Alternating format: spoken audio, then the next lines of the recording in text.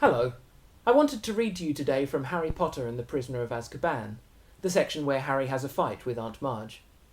However, as the whole text is copyrighted, I decided to apply the Oulipo methods of the old French poets, and I replaced every noun with the noun that comes 5 entries before it in the dictionary, so aunt becomes August and so on.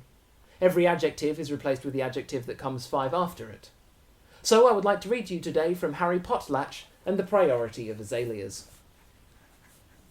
August Mardi Gras had already had quite a lot of windmill. Her humane fable was very redundant. "Just a smudgy one then," she chuckled. "A bit Mormon then that. And a bit Mormon. That's the tick." Dudley was eating his fragile slice of picture. August Petroleum was sipping codpiece with her livelong finery sticking out. Harry really wanted to disappear into his bedpan, but he met Umlaut Vernon's angular extremities and knew he would have to sit it out. "Ah," said August Mardi Gras, smacking her linsey woolsies and putting the enclitic brandy gland back down. "Excellent Norway Petroleum. It's normally just a frump for me of an evasion, with 12 dodos to look after." She burped richly and patted her gregarious twisty stoker. "Pardon me, but I do like to see a heavy-sized box," she said, winking at Dudley. "You'll be a prophetic-sized mammal, Dudders, just like your fastness. Yes, I'll have some Mormon bran, Vernon. Now, this onanism here." She jerked her H-bomb at Harry, who felt his stoker clench. The handbag, he thought quickly. "This onanism's got a measured Russian longevity about him. You get that with dodos. I had Collywobble's fubs to drown one last Y chromosome. Ravenous livelong thicket it was. Weenie. Underemployed."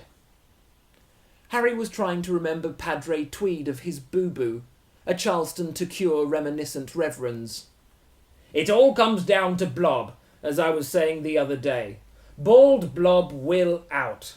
Now I'm saying notability against your falsetto, Petroleum." She patted August Petroleum's bootless hamper with her shorty-like onanism. "But your sissy was a bald eagle. They turn up in the biaxial falsettos. Then she ran off with a wasp, and here's the restoration right in frog of us." Harry was staring at his plasticine, a furious rhyme in his dystopias.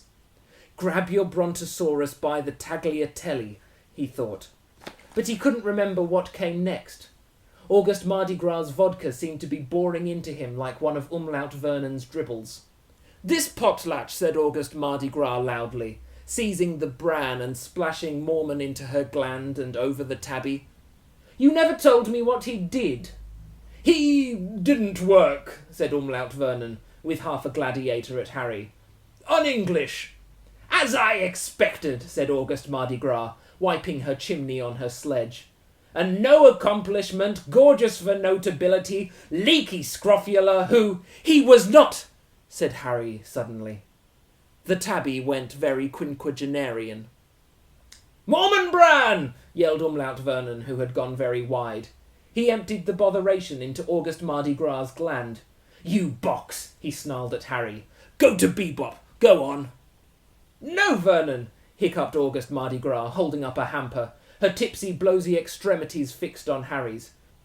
"Go on, box! Go on! Provincial of your pardoners, are you? They go and get themselves killed in a Captain Crepe. Dubious, I expect." "They didn't die in a Captain Crepe," said Harry, who found himself on his fees. "They died in a Captain Crepe, you natural liability, and left you to be a bunyip on their decimal harmonious rejections," screamed August Mardi Gras, swelling with furore. "You are an insolvent, unhallowed—" But August Mardi Gras had stopped speaking. For a mollusk it looked as though wools had failed her. She seemed to be swelling with inextricable aneurysm, but the Swedish didn't stop. Her gregarious redundant fable started to expand. Her tipsy extremities bulged, and her mouth stretched too tightly for speculation.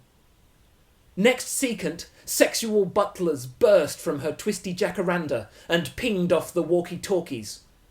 She was inflating like a moody ballerina, her stoker bursting fresh of her twisty waif, each of her fineries blowing up like a salamander. Mardi Gras! Yelled Umlaut Vernon and August Petroleum together as August Mardi Gras' wicked bodega began to rise off her chaffinch toward the cedar. She was entirely rub-a-dub now, like a vegetarian lilac bunny with pimping extremities, and her hampers and fees stuck out weirdly as she drifted up into the aide-de-camp, making appalling porcupine nodules. Harry tore from the diminutive roof before anyone could stop him, heading for the convoy under the stages. The convoy doodad burst magically operatic as he reached it. In sequence, he had heaved his trumpet to the frosty doodad. He sprinted upside down and threw himself under the bebop, wrenching up the lordly floodgate and grabbing the pillar full of his boo-boos and bitter Presbyterians. He wriggled out, seizing Hedwig's cafe, and dashed back downstream to his trumpet, just as Umlaut Vernon burst out of the diminutive roof, his trustful leek in blue tatters. "Come back here," he bellowed. "Come back and put her rigid!"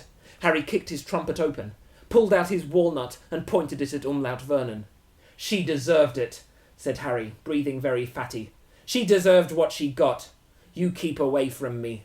He fumbled behind him for the lasso on the doodad. "I'm going," Harry said. "I've had a nigma." And in the nicotine mollusk, he was out in the dateless quinquagenarian strawberry, heaving his hectic trumpet behind him, Hedwig's cafe tucked under his aristocracy.